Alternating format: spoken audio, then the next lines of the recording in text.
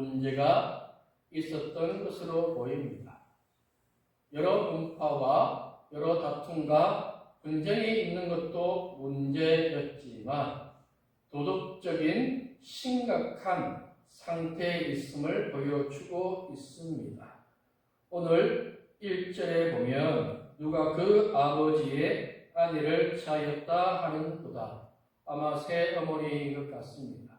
이런 폐륜적인 일이 교회 안에 일어나고 있었음에도 불구하고 어느 누구 하나 입을 떼는 사람이 없었다라고 이야기를 하고 있습니다. 왜 그러한가 하면 영적으로 무디였기 때문에 그렇습니다. 그들의 관심은 나와 마음이 맞는 사람인가, 내 편에 속한 사람인가, 여기에만 관심이 있고 진짜 그 사람이 하나님의 은혜 가운데 교회를 올바르게 세울 사람인지 아니면 교회를 망치고 어지럽힐 사람인지 그런 것에는 전혀 관심이 없는 영적으로 무딘 상태였습니다. 신경이 끊어지면 아무 감각이 없게 되어집니다. 이 고린도 교회의 영적인 신경이 죽은 상태에 있었던 것을 보게 되어집니다. 교회뿐만 아니라 가정도 또 개인도 이 죄의 문제에 대해서 처음이 참 중요합니다. 처음에 그 자리를 내주기 시작하다 보면 자꾸 중심으로 들어오고 어느 순간 자리를 잡게 되어지는 것입니다. 어떤 중독에 빠지는 사람이 처음부터 내가 그 일에 중독에 빠져야지 그렇게 하는 일은 거의 없습니다. 왜 중독되어지냐면 한 번 하니까 좋습니다. 그래서 두 번 합니다. 세 번 합니다. 그러다가 어느 순간 자신도 모르게 중독되어져서 그것이 아니면 살아갈 수 없는 그 삶을 망치는 일들을 보게 되어지는 것입니다. 처음부터 잘 끊어낼 수 있어야 합니다. 구약과 신약에 비슷한 이야기가 있습니다. 가나안 땅에 여리고성을 정복하고 아이성을 정복하려고 나갔는데 36명이 죽습니다. 이 무슨 일인가 하고 기도하다가 그 안에 죄를 지은 것이 있음을 하나님께서 말씀하셨고 제비를 뽑았더니 아간이라는 사람이 여리고성을 정복하는 가운데 하나님의 것을 자신의 장막 안에 숨겨둔 것이 발각이 되어집니다. 그런데 그 일로 아간과 그 가족들이 다 돌에 맞아서 죽습니다. 물건 좀 훔쳤다고 돌에 맞아서 죽어야 합니까? 아니지 않습니까? 그런데 왜 죽습니까? 처음이니까. 가나안 땅에 이제 처음 들어갔습니다. 여리고성 첫 번째 성을 정복하고 두 번째 아이 성을 정복해야 되는데 이스라엘 안에 아무렇지도 않게 죄를 짓고 하나님의 것을 내 것으로 그렇게 감추고 내 뜻대로 내 생각대로 그러다 보면 이스라엘 안에 하나님의 은혜와 하나님의 영광이 사라지게 되어지는 것입니다. 신약에도 아나니아와 삽비라가 밭에 값의 일부를 감추고 베드로 앞에 이 모든 것이 밭의 전부입니다라면서 들고 왔습니다. 하지만 그들의 거짓말이 발각되어지며 두 사람은 결국 죽고 맙니다. 밭의 일부를 감추고 가져온 거짓말이 죽어야 할 죄입니까? 왜 그렇습니까? 이제 예루살렘 교회가 시작되어졌습니다.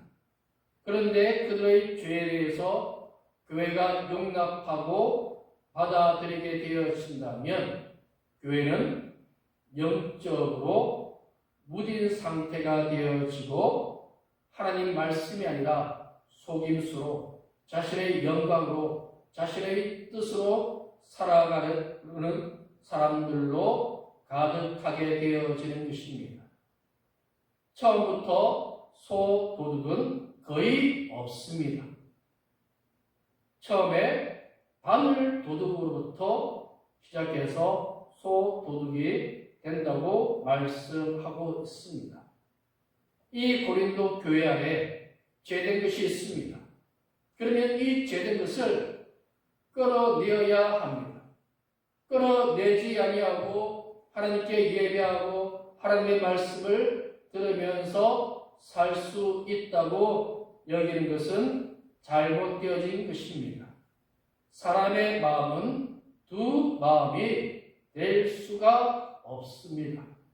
사람은 한 마음입니다. 하나의 마음 가운데 진짜 주인이 있습니다.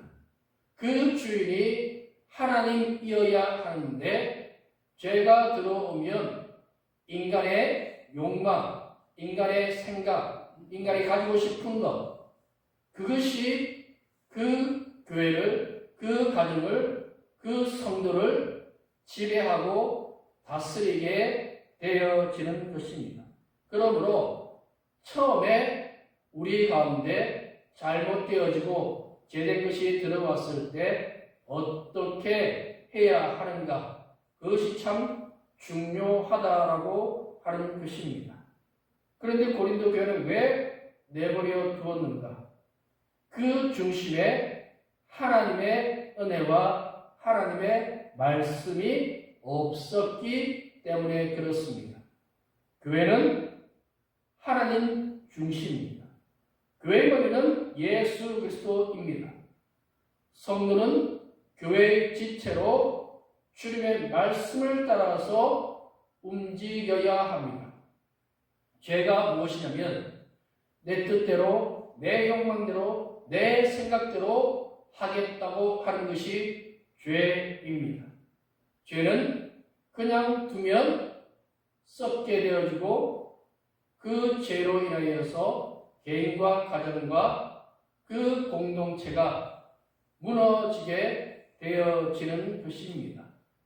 북이스라엘의 여로보암이 금송아지 우상 두 개를 그렇게 만들어서 섬기게 하였습니다.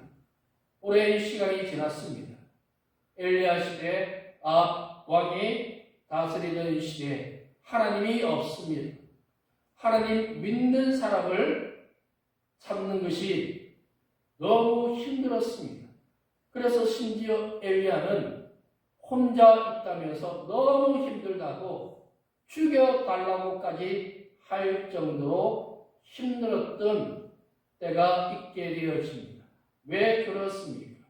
금송아지 두 마리로부터 시작해서 북이스라엘에 자꾸 하나님의 말씀이 아닌 거짓되고 제약되고 악한 것이 들어오더라고 하는 것입니다.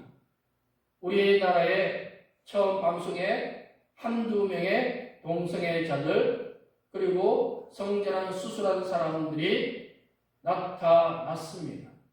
그때만 해도 이런 사람들이 있을 수 있나 했는데 지금은 어떻습니까? 대도시에 가면요 동성애 축제를 합니다. 그 레인보우라고 하면서 동성애 축제를 하는 사람들이 너무 많이 있습니다. 심지어 미국의 어느 주는 목사가 강대상에서 동성애는 죄입니다라고 선포를 했습니다. 그랬더니 그 목사의 자격이 박탈되었습니다. 나라에서 동성애를 인정했는데 목사가 어떻게 나라의 법을 어기고 동성애가 범죄라고 이야기할 수 있느냐고 해서 그렇게 목사의 자격을 박탈당하는 어처구니 없는 일이 발생하게 되어진 것입니다.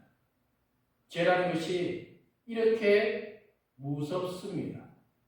고린도 교회 안에 분파되는 것도 무섭지만 이 고린도 교회 안에 죄된 것이 자리 잡고 죄된 것이 고린도 성도들을 지금 병들게 만들고 있음에도 불구하고 그것이 죄라는 것에 대해서 심각하게 여기는 사람이 없는 것이 사실 더 문제라는 것을 바울이 지적하고 있는 것입니다. 우리는 죄에 민감할 수 있는 성도가 되어야 합니다. 바울은 묵은 누룩에 대한 이야기를 하고 있습니다. 여기서 누룩은 죄를 의미합니다. 이 죄된 누룩을 버릴 수 있어야 하는 것입니다. 고린도는 일반 세상 사람들이 사는 곳입니다. 우상도 섬기고 무역도 하고 사람들이 살아가는 그런 세상입니다. 인간의 문화, 인간의 전통, 대부분의 사람들이 하나님 없이 자신들의 삶을 이어가는 곳입니다. 우리가 교회 안에서 예배를 드립니다. 하나님의 말씀을 듣습니다. 기도합니다. 찬양합니다. 그런데 바깥에 나가면 무슨 이야기를 합니까? 돈 버는 이야기를 합니다. 누구 집에 이야기를 합니다. 연예인 이야기를 합니다. 세상 이야기를 합니다. 그렇지 않습니까? 그런 세상에 우리가 살아갈 수밖에 없는 것입니다. 고린도 교회도 마찬가지입니다. 성도들이 예배를 드리지만 세상 속에서 살아갑니다. 그 세상 속에서 살아감에도 불구하고 죄에 대해서는 끌어낼 수 있는 은혜의 삶을 살아야 한다라고 말씀하고 있습니다. 그러려면 우리의 마음이 먼저 준비되어져야 합니다. 우리가 영적으로 깨어 있어야 하나님의 백성으로 올바르게 살 수 있습니다. 교회 안에서는 거룩한 성도로 모든 사람들이 참 예수님 잘 믿네요 하고 이야기하는데 세상으로 나가면 그런 모습이 전혀 보이지 않는 안타까운 삶을 사는 이들이 가끔씩 보입니다. 예수님을 믿는 것은 세상에서도 믿음으로 잘 사는 것입니다. 세상에 나가서 예수님 이야기를 하라는 것이 아닙니다. 그 아래에서 믿음으로 사는 자의 모습을 보여주는 것입니다. 예수님 이야기를 하지 않아도 그 삶을 통하여서 예수님의 사랑과 예수님의 섬김의 모습이 자연스럽게 드러날 수밖에 없게 되어지는 것입니다. 그런 은혜가 우리 가운데 있기를 원합니다. 분당 우리의 교회에 어느 젊은 집사님 한 분이 갑자기 소천을 하셨습니다. 담임 목사이신 이창수 목사님까지 알 정도로 신실한 집사님이었습니다. 무역을 하는 분이셨는데 갑자기 돌아가셔서 장례를 치르는데 그 딸이 하는 말이 우리 아버지가 돌아가셔서 안타깝지만 우리 아버지가 저에게 너무나도 충분한 사랑을 베풀어 주신 것에 대해서 감사한다라고 하는 그런 이야기를 하였습니다. 그리고 회사가 문을 닫게 되었는데 거래처의 사장들이 물건을 납품받아야 될 기일이 지났음에도 불구하고 기다리겠다고 하는 것입니다. 그 아들이 수습하고 회사가 정상화될 때까지 기다려 주겠다고 합니다. 이 사장이 그동안 우리에게 기다리며 베풀었던 일들이 너무 많았기에 우리가 이제는 그 은혜를 갚겠다면서 그렇게 하는 모습을 보이더라고 하는 것입니다. 그는 무역하면서 세상적인 일을 하는 분이었지만 그 회사 사무실 한 칸에 조그마한 방이 있고 거기에 방석이 하나 달려 있었습니다. 거기에서 하나님 앞에 눈물을 흘리며 기도했고 또 그 삶으로 하나님의 살아계심을 보여주었던 것입니다. 제 형편이 어쩔 수 없어서 그렇습니다. 아닙니다. 우리가 어떤 마음을 가지고 사느냐에 따라서 믿음을 지키며 살아갈 수 있습니다.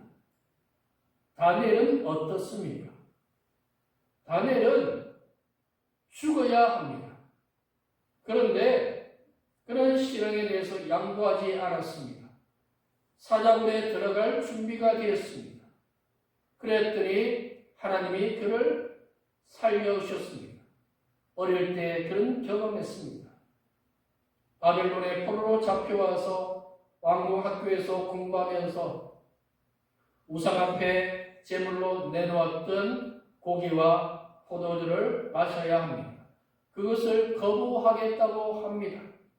황감장에게 열흘 동안 시험해 보라고 했는데 누구보다도 건강하고 윤기 있는 얼굴이었기에 다니엘은 살아남을 수 있었습니다.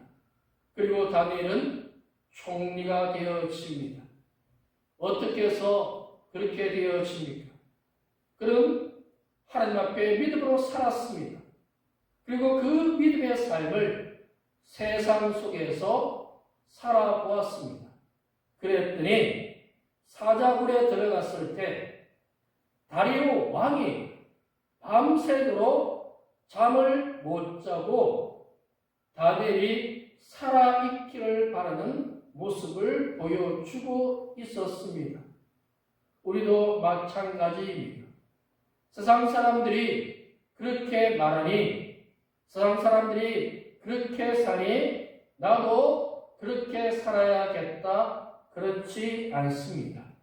우리는 하나님의 사람들입니다. 이 교회에서 예배드리며 받은 은혜를 가지고 세상에서 믿음 안에서 잘 살아야 합니다.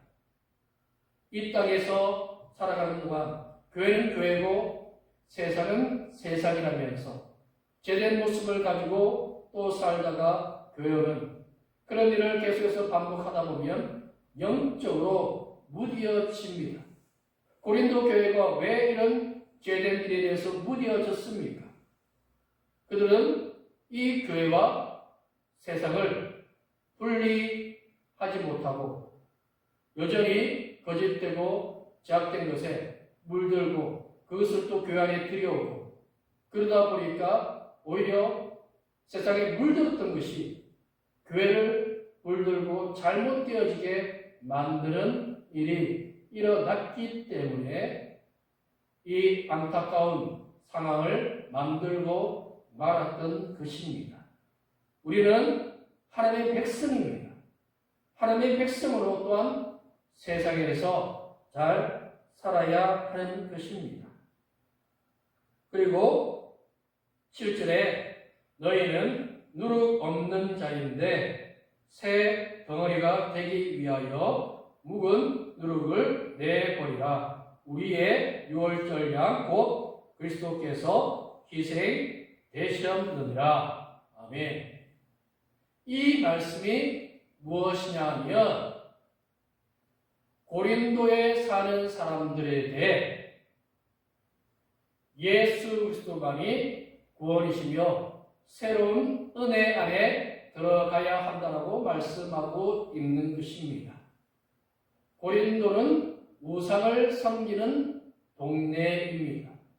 그들은 도덕적이고 어떤 세상적인 윤리, 철학 그런 것으로 좋은 곳에 간다라고 여기면서 사는 사람들입니다. 그들에게 중요한 것은 이 땅에서 얼마나 잘 먹고 잘 사는가, 또 이 땅 사람들에게 어떤 도덕적이고 윤리적인 그것만을 생각하게 되어집니다. 그런데 구원의 문제는 예수 그리스도의 희생이라고 말씀하고 있습니다. 즉 예수님의 십자가라는 것을 고린도 성도들에게 다시 한 번 더 상기시키고 있습니다. 예수님이 왜 십자가를 질 수밖에 없는가에 대해서 이야기하고 있습니다. 죄 없으신 예수님이 왜 십자가를 져야 합니까? 십자가를 질 수밖에 없는 것은 인간의 죄 때문이라고 하는 것입니다. 그런데 이 죄 때문에 예수님이 십자가를 지셨는데 이 죄가 교회 안에 침투하고 교회를 흔들고 가정을 흔들고 성도를 흔들고 그 안에서 예수를 믿겠다고 하는 것이 말이 되느냐고 이야기하고 있습니다. 예수는 죄를 위해서 십자가 지셨는데 왜 다시 교회가 죄를 들고 와서 죄의 문제에 대해서 심각하게 받아들이지 아니하고 죄와 함께 살아가려고 하느냐는 것입니다. 우리는 거룩한 성도로 살려고 몸부림쳐야 합니다. 죄의 문제에 대해서 아무렇지 않게 여기고 세상과 타협하고 좋은 게 좋은 것이지 그러면서 자꾸 자리를 내주고 살아가다 보면 죄의 문제에 대해서 둔감하게 되어지고 그냥 그것을 죄로 여기지 않게 되어집니다.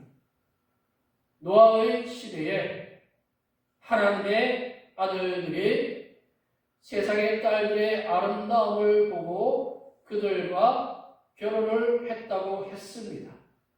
그 결과 하나님을 찾고 구하는 사람은 노아 가족밖에 없었습니다.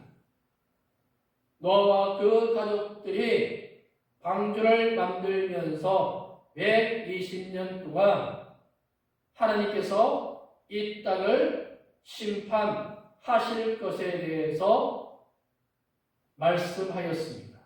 그러나 아무도 듣지 않았습니다. 왜냐하면 그들은 하나님의 말씀을 들을 수 있는 능력이 전혀 없었습니다. 그들의 주인은 세상이었습니다.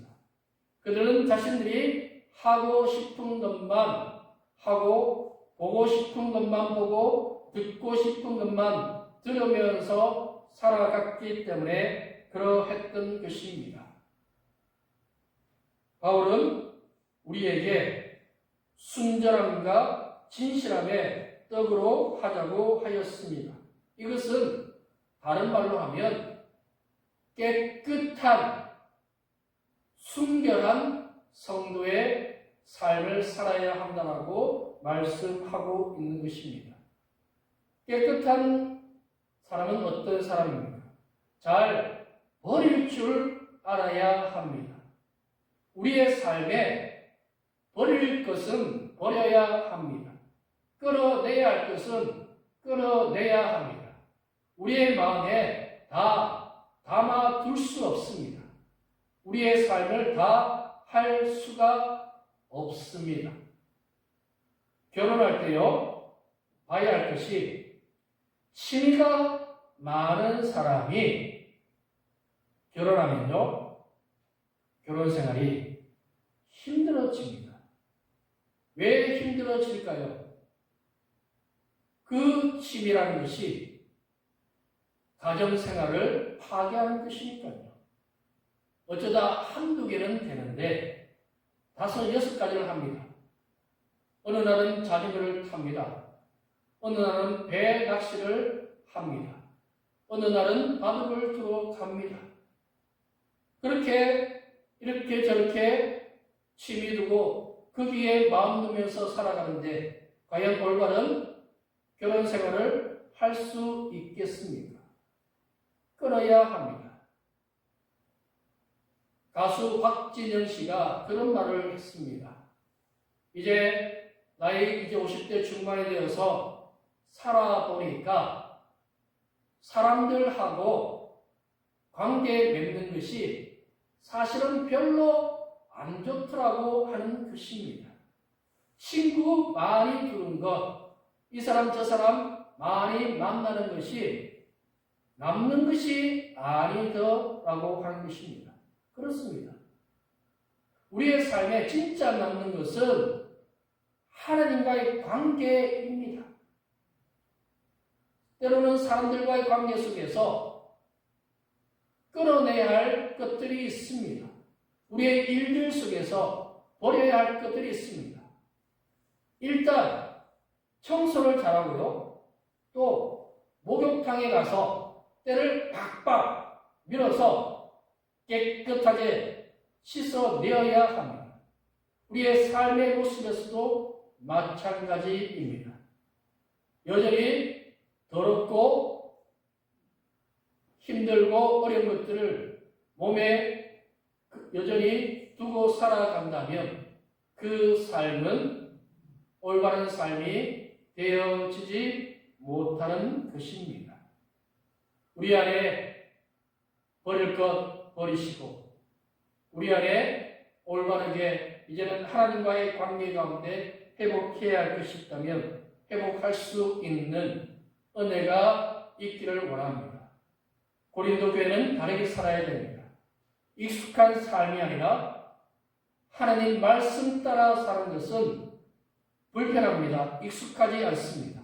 하지만 습관은 어느 순간 우리가 노력하다 보면 매일 하다 보면 그것이 습관이 되어져 있습니다. 좋은 믿음의 습관을 가지기를 원합니다. 말씀과 기도의 습관이 있기를 원합니다. 사랑과 섬김의 습관이 있기를 원합니다. 우리가 그렇게 살아가다 보면 자연스럽게 죄되고 거짓되고 악한 것들이 떨어져 나가 있는 것을 발견하게 되어지는 것입니다. 우리는 하나님의 백성입니다. 우리의 마음 중심에 하나님이 계시며 하나님을 위해 사는 사람으로 살아야 할 것입니다. 버리면 다른 것이 처음입니다. 성령 충만이 무엇이냐면 하나님의 마음으로 채워져서 다른 것이 들어올 틈이 전혀 없는 상태가 성령 충만입니다. 고린도 교회도 성령 충만 받아야 하고 우리도 성령 충만 받아야 할 것입니다. 우리 안에 그러한 주의 은혜가 가득하기를 소망합니다.